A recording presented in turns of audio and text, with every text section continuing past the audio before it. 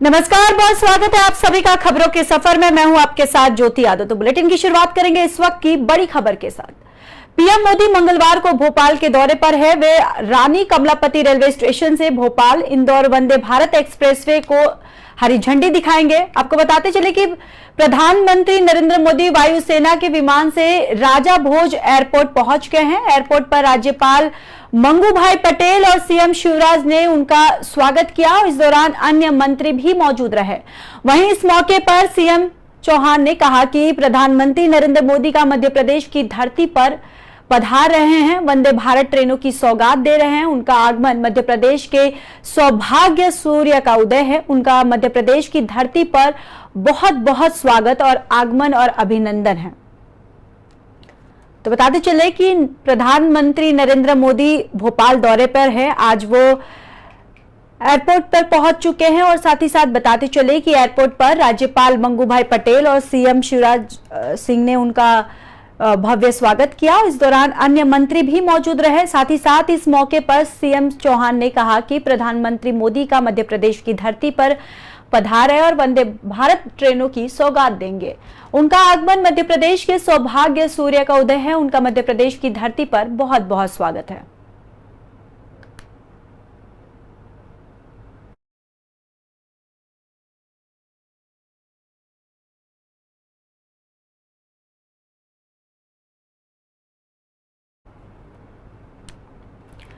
तो वहीं भारतीय कुश्ती संघ के पूर्व अध्यक्ष बृजभूषण पर 6 बालिग महिलाओं के यौन शोषण केस की मंगलवार को एमपी एमएलए कोर्ट में सुनवाई होगी, जिसमें दिल्ली पुलिस की ओर से दाखिल 1500 पन्नों की चार्जशीट पर सुनवाई की जाएगी। दिल्ली पुलिस ने कुछ दिन पहले राउज एवेन्यू कोर्ट में चार्जशीट पेश की थी। वहीं आरोपियों ने बृजभूषण के अलावा डब्ल्यूएफआई के असिस्टेंट सेक्रेटरी विनोद तोमर का नाम भी है। चार्जशीट में पहलवानों के मजिस्ट्रेट के सामने दिए गए बयान को अहम आधार माना गया है।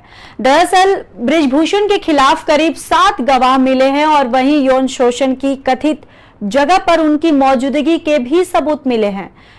चार्जशीट की पहली सुनवाई पर कोर्ट ने इस एमपी एमएलए कोर्ट में ट्रांसफर कर दिया था। इसके अलावा कोर्ट ने दिल्ली पुलिस को चार्जशीट की एक कॉपी शिकायतकर्ता पहलवानों के देने के आदेश पे दिए थे और बालिग पहलवानों के केस में पुलिस ने 1000 पन्नों की चार्जशीट पेश की थी। इसमें पुलिस ने पहलवानों के सीआरपीसी की धारा 164 के तहत मजिस्ट्रेट के आगे दिए बयान को चार्जशीट का प्रमुख आधार माना था। पुलिस ने कहा कि बालिग पहलवानों के जिस जगह पर उसके साथ यौन शोषण के आरोप लगाए गए हैं वो आरोपियों की मौजूदगी के सबूत मिले हैं। पहलवानों ने पुलिस को जांच के दौरान सबूत के तौर पर 5 फोटो सौंपी थी और इसके अलावा और भी डिजिटल सबूत दिए गए थे। उन्हें पेन ड्राइव में कोर्ट को सौंपा गया था और चार्जशीट में करीब 25 गवाहों के बयान दर्ज किए गए थे। वहीं 7 गवाहों ने पीड़ित बालिग पहलवानों के आरोपों का सपोर्ट किया था। बालिग आरोपों के पक्ष में बोले गए कि ट्रायल के दौरान इनका क्रॉस एग्जामिनेशन भी होगा।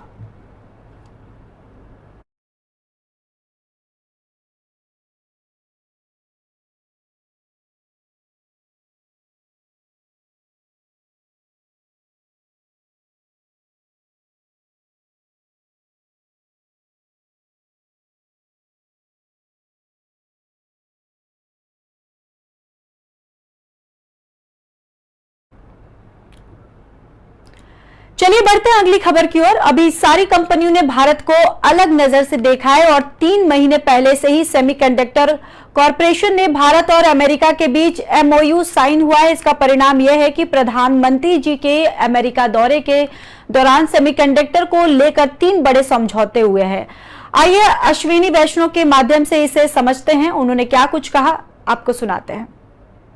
आज तेलंगाना के वरिष्ठ नेता Shri Ponguleti Srinivas Reddy, former minister Jupally Krishnarao, 5 times MLA Shri Gurunath Reddy ji, Narsa Reddy ji, former MLA and present zila parishad chairman Koram Kanakaiah, Payam Venkateswarlu ji and zila parishad chairman, municipal chairman, मंडल प्रजा परिषद प्रेसिडेंट्स एंड सीनियर लीडर्स, सब लोग आज हमारे राष्ट्रीय अध्यक्ष मल्लिकार्जुन खड़गे जी और राहुल जी के साथ मिले हैं।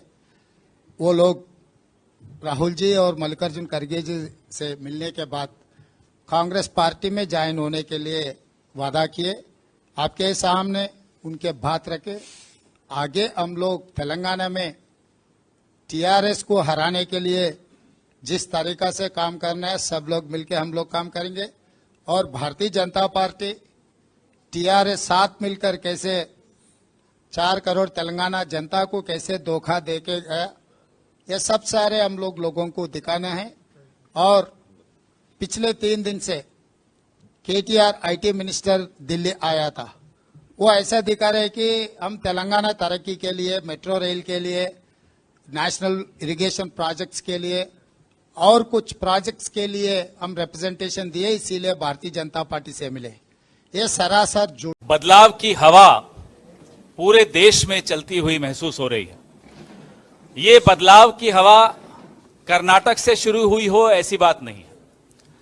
बदलाव की हवा भारत जोड़ो यात्रा से शुरू हुई और धीरे धीरे एक तूफान के रूप में दिखाई दे रही। और जब तूफान आता है तो बहुत कुछ बदल जाता है। कर्नाटक में आपने देखा क्या बदला। अब आने वाले 6 महीनों में 5 राज्यों में विधानसभा चुनाव हैं। तेलंगाना बहुत महत्वपूर्ण राज्य है। उस वक्त जो संघर्ष किया वो आप सबके सामने है। और कांग्रेस पार्टी ने, सोनिया गांधी ने, यूपीए की सरकार ने, कांग्रेस ने तेलंगाना एकदम स्पष्ट है कि सेमीकंडक्टर का नेक्स्ट बिग डेस्टिनेशन हिंदुस्तान होगा। अभी जिस तरह से सारी कंपनीज ने भारत को एक अलग नजर से देखा है और यूएस और इंडिया के बीच में एक एमओयू साइन हुआ है 3 महीने पहले सेमीकंडक्टर कोऑपरेशन में, जिसका परिणाम है माननीय प्रधानमंत्री जी के स्टेट विजिट के दौरान सेमीकंडक्टर से रिलेटेड 3 बड़े अग्रीमेंट्स हुए।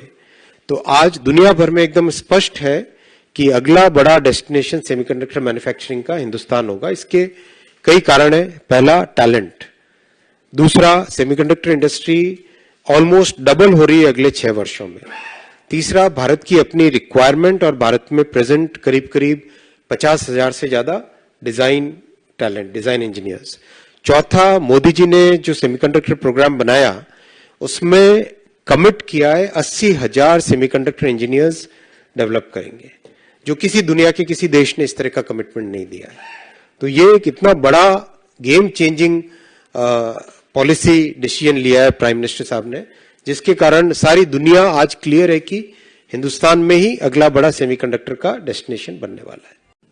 आज तेलंगाना के वरिष्ठ नेता श्री तेलंगाना प्रदेश के कई महत्वपूर्ण नेताओं ने कांग्रेस का दामन थामा और तेलंगाना मध्य प्रदेश कांग्रेस के कमेटी के अध्यक्ष देवानाथ अनुमुला ने इस बात की जानकारी दी और साथ ही तेलंगाना में होने वाले चुनाव को लेकर कांग्रेस कितनी सख्त है इस बात पर जोर दिया है और साथ ही कहा कि तेलंगाना की जनता को बताएंगे कि बीजेपी और बीआरएस कैसे उन्हें धोखा दे।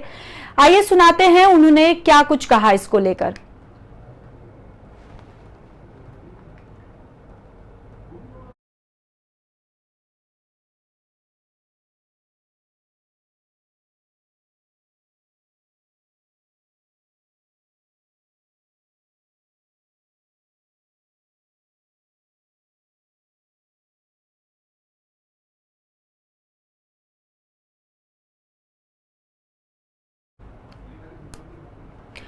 तेलंगाना में आने वाले लोकसभा चुनाव को लेकर कांग्रेस ने अपनी तैयारियां शुरू कर दी है। इस मौके पर पवन खेड़ा ने कहा कि पूरे देश में बदलाव की हवा महसूस हो रही है। ये बदलाव की हवा भारत जोड़ो यात्रा से शुरू हुई, जिसका असर आपने कर्नाटक में देखा। आज तेलंगाना के कई महत्वपूर्ण नेता कांग्रेस पार्टी से जुड़े रहे और इन सभी ने पार्टी के शीर्ष नेताओं से मुलाकात कर लंबी बातचीत की। और